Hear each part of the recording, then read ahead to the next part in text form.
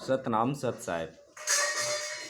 ध्यान के विषय में हम थोड़ा सा गहराई से विचार करेंगे कि ध्यान जो है संसार के प्रत्येक धर्मों व अवतारों, पैगंबरों व मार्गदर्शकों ने अपनाया है, लेकिन हम लोग आजकल ध्यान को छोड़ करके और ऊपरी धर्म को अपना करके, यानी धर्म का जो बाह्य रूप है उसे अपनाकर और आपस में ही लड़ते झगड़ते हैं।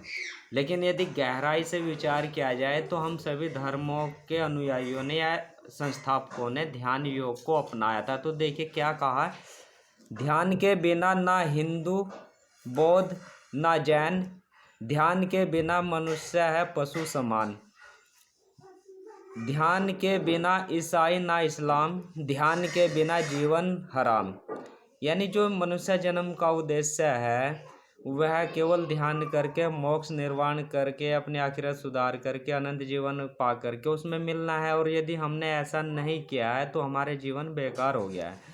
ध्यान के बिना शिव ना राम, ध्यान के बिना जीवन जीना जो है किस काम। यानी ध्यान जो है वह शिव जी ने भी किया था और राम जी ने भी रामेश्वरम में जाकर किया था, और शिव जी ने जो है कैलाश पर्वत पर जाकर किया था।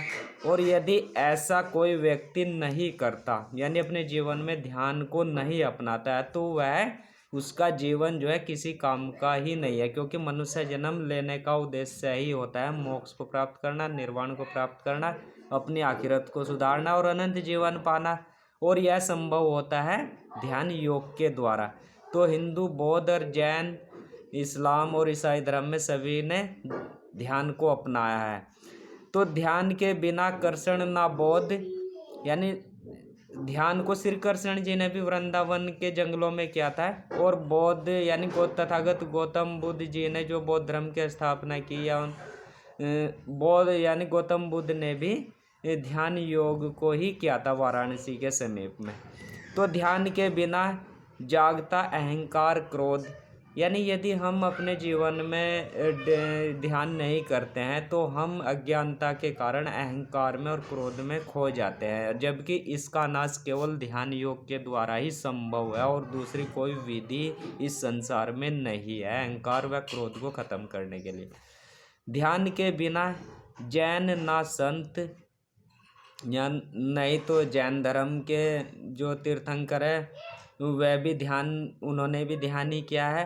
और जितने भी संत हुए, कबीरदास जी, संत श्रोमणी रविदास जी, या गुरु नानक देव जी, या मीराबाई, दादू दया आदि बहुत सारे संत हुए, तो सभी ने क्या अपनाया है, ध्यान को अपनाया। लेकिन उन्होंने क्या संज्ञा दी, नाम जप की, जबकि नाम जप और ध्यान एक सेम प्रोसेस होता है। ऐसे ही ईसाई धर्म में इसको मन फिराव वाली प्रार्थना कहते हैं। लेकिन मन फिराव वाली प्रार्थना क्या होती है, वह ईसा मसीह जंगलों में जाकर ध्यान योग एकांतवास में मन फिराव वाली प्रार्थना करते थे, जो कि ध्यान योगी ही है। ऐसे ही इस्लाम धर्म में भी जो है ध्यान इबादत करना कहते हैं, तो इबादत करना ही क्या है, ध्यान योग है, उसमें सेम प्रोसेस होता है ध्यान योग का। तो ध्यान के बिना जैन ना संत, ध्यान के बिना होता न जन्म मरण का अंत। यानी ध्यान के मनुष्य शरीर का जो मिलने का उद्देश्य है वह यही होता है कि हम ध्यान के द्वारा इस आवागमन के चक्र से हम पीछा छुड़ाएं, खत्म हो यह आवागमन, यानी पुनर्जन्म खत्म हो। तो यह कैसे होता है, यह ध्यान के द्वारा ही पूर्ण निष्काम भाव में रहकर शब्द धुन सुन करके पिछले जन्मों के कर्म खत्म होते हैं, और निष्काम भाव में रह करके इस जन्म के कर्म शून्य होते चले जाते हैं, जो कि मोक्ष, निर्वाण व आखिरत सुधारना, अनंत जीवन पाने का सबसे महत्वपूर्ण घटक होता है।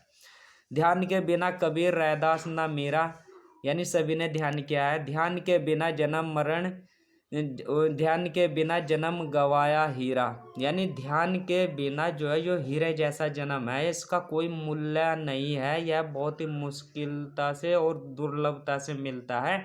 और यदि हमने ध्यान के बिना यह जन्म गंवा दिया तो समझ लो कि आपने अपने हाथ से हीरे को खो दिया है। ध्यान के बिना ईसा ना मूसा, यानी ईसाई धर्म के जो प्रवर्तक हैं वहाँ भी ध्यान योग किया है उन सभी ने। और जो इस्लाम धर्म के मूसा या मोहम्मद साहब है आदि जितने भी पैगंबर हुए उन्होंने सभी ध्यान योग किया, इबादत की है। ध्यान के बिना जीवन नरक जैसा, यानी ध्यान के बिना हमारा जीवन जो है नरकमय हो जाता है और काम क्रोध लोभ मोह अहंकार जो है वहाँ पर लिप्त हो जाते हैं। तो ध्यान के बिना अवतार न पैगंबर, यानी सभी अवतारों ने ध्यान योग किया है, सभी पैगंबरों ने ध्यान योग किया है, सभी संतों ने ध्यान योग किया है, सभी जैनियों ने ध्यान योग किया है।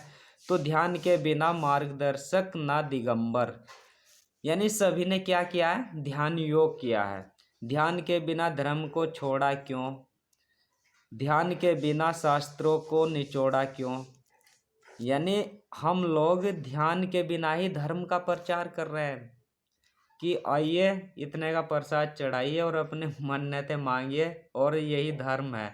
यानी ध्यान के बिना धर्म को छोड़ा क्यों, यानी धर्म तो ध्यान के बिना है ही नहीं, धर्म का अस्तित्व ध्यान के बिना नहीं है। क्योंकि धर्म जो कर्म में होता है और कर्म जो है क्या होने चाहिए, निष्काम भाव से। निष्काम भाव कैसे होता है, मिलता है, वह ध्यान योग के बिना होता है। तो ध्यान के बिना धर्म की कल्पना ही नहीं की जा सकती। ध्यान के बिना शास्त्रों को निचोड़ा क्यों, यानी हमारे पास सभी धर्मों के संस्थापकों ने एक अपने विचार लिखे हैं, विचार दिए हैं, जिनको शास्त्रों में ग्रंथित किया गया है, शास्त्र बन गए हैं। लेकिन यदि कोई व्यक्ति ध्यान नहीं करता है तो जो उस शास्त्र में कहा गया है, बताया गया है, वह उसे समझ नहीं सकता है। जैसे वह उस पर यदि ध्यान के बिना हम शास्त्रों को पढ़ते हैं तो हम गलत मार्ग व आडंबर व पाखंडवाद को अपनाते हैं। जैसे श्री कृष्ण जी मुरली जो सुनते थे, वह शब्द धुन की मुरली एकांतवास में ध्यान योग करने पर सुनते थे। अनंतनाथ जी से भी कहते हैं कुन कलमा या शब्द धुन कहते हैं, वर्ड ऑफ लोगोस कहते हैं। तो यह मुरली श्री कृष्ण जी मुरली सुनते थे। यदि ध्यान योगी के शास्त्रों में मुरली सुनना आता है तो वह समझ जाता है कि यहाँ पर ध्यान के द्वारा हमें एकांतवास में शब्द धुन अनहद नाद कुन या कलमा वर्ड ऑफ लोगोस को सुनना है। लेकिन यदि ध्यान के बिना व्यक्ति है, ध्यान नहीं करने वाला व्यक्ति है, तो वह मुरली का तात्पर्य बांस से बनी बांसुरी से समझता है। ऐसे ही ध्यान करने वाला व्यक्ति, जो श्री कृष्ण जी ने आत्मा को राधा कहा है, वह समझ जाएगा जहाँ राधा शब्द आता है कि वहाँ कृष्ण जी आत्मा को, अपनी ही आत्मा को संबोधित कर रहे हैं। लेकिन ध्यान के बिना, जो ध्यान के बिना व्यक्ति है, संसारिक व्यक्ति है, वह राधा को केवल स्त्री मात्र समझता है। अब फिर से बारी है, यानी अब फिर से वह समय आया है, प्रकृति भी इसमें ध्यान योग के प्रसार प्रचार में अपना पूर्ण सहयोग कर रही है, अपना तांडव मचा करके। क्योंकि व्यक्ति भूल गए थे कि हमें क्या करना है, वह धर्म का मार्ग क्या है। तो अब फिर से बारी है। ध्यान हमारे सभी धर्मों की अखंड संपत्ति है। ध्यान से कटती सारी मनुष्यों की विपत्ति है। यानी जो संसार की जो मनुष्य की विपत्ति है, कर्म फल है, और कर्म फल पूर्ण निष्काम भाव से आता है, निष्काम भाव से ही कटता है। और जब निष्काम भाव ध्यान योग से आता है तो यानी सारी विपत्ति की जड़ कर्म फल है, और कर्म फल जो है वह निष्काम भाव से खत्म हो जाते, कटते हैं।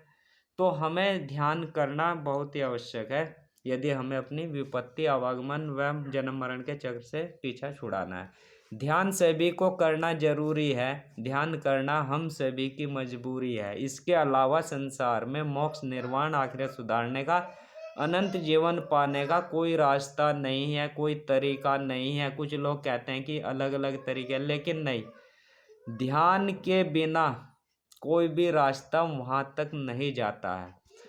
ध्यान से मिलता मोक्ष निर्वाण, ध्यान से होता है जीवन निर्माण। यानी स्टेप बाय स्टेप यदि आप ध्यान करना शुरू करेंगे तो जीवन का जो लक्ष्य है वह आपको, उसका निर्माण होता चला जाता है। यानी मोक्ष का जो आखिरी उद्देश्य है मनुष्य जन्म लेने का, आखिर सुधारने का, तो वह स्टेप बाय स्टेप ध्यान के द्वारा आपको मिलता जाता है। ध्यान से क्या होता है, विवेक जागृत होता है। जब त्रिकुटी में जाकर अनंतनाद जागृत होता है तो वहाँ पर विवेक रूपी शेर जागृत हो जाता है, जो हमारे कर्म फल को काटता है। यानी कर्म फल, यानी जब विवेक जागृत हो जाता है तो हमें पता लग जाता है कि हमें काम को निष्काम भाव से करना है, और निष्काम भाव से ही मोक्ष, निर्वाण, आखिरत सुधारना, अनंत जीवन मिलता है। ध्यान से सभी की सुधरती आखिरत, ध्यान से मिलता अनंत जीवन की सड़क सरपट। यानी ध्यान के द्वारा ही हमारी आखिरत सुधरती है इस्लाम धर्म के अनुसार, और ध्यान से ही जो है अनंत जीवन मिलता है ईसाई धर्म के अनुसार, और इस्लाम धर्म के अनुसार ध्यान से ही जो है आखिरत सुधरती है। तो ध्यान के बिना कोई भी सभी धर्म अधूरे हैं। यदि ध्यान नहीं किया जाता तो समझ लीजिए हम धर्म के मार्ग पर ही नहीं है, और यह किसी के द्वारा दिया गया नहीं है। कोई मान लिया हिंदू कहता है कि हमारी अखंड संपत्तियां, नहीं। ईसाई धर्म वाले कहते हैं कि हम ये तो हिंदुओं की है, नहीं। यह संसार के प्रत्येक व्यक्ति की सृष्टि के आरंभ से प्रत्येक व्यक्ति को ईश्वर द्वारा प्रदत्त है, अल्लाह द्वारा प्रदत्त है। संसार का कोई भी धर्म ऐसा नहीं है जहाँ ध्यान न किया जाता है। ध्यान एक प्रक्रिया का नाम है जिसमें शरीर को स्थिर आसन में रखकर मन को आज्ञा चक्र में एकाग्र करना होता है। अब इस प्रक्रिया को अलग अलग धर्मों में अलग अलग संज्ञा दी जाती है। कोई इसे कहता है कि इबादत करना, कोई कहता है मन फिराव वाली प्रार्थना करना, कोई कहता है नाम जप करना, और कोई कहता है ध्यान योग करना, कोई ध्यान साधना कहता है। तो यह क्या है, यह संपूर्ण, ये जितने भी संज्ञा है सबकी क्रिया एक जैसी होती है। ध्यान किसी भी मनुष्य व अवतार व पैगंबर, मार्गदर्शक, संत की अस्थायी संपत्ति नहीं है, क्योंकि बुद्ध ने भी ये कहा है कि हे भिक्षुओं, मैंने एक पुरातन मार्ग को देखा है। यानी जो भी अवतार, पैगंबर, मार्गदर्शक, संत आए हैं और उन्होंने ध्यान को अपनाया है, उन्होंने खोज नहीं करी, ये पुराना मार्ग है जिसे सनातन मार्ग भी कहते हैं, सनातन धर्म भी सही कहते हैं। लोग बाग भूल रहे हैं सनातन क्या है।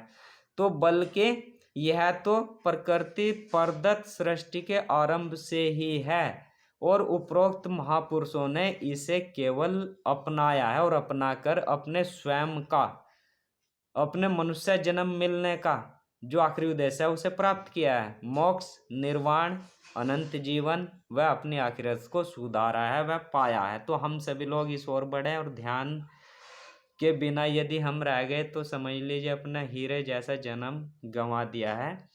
और इस पर अग्रसर हों और ध्यान को अपने डेली रोजमर्रा में अपनाएं। सतनाम सत साहिब।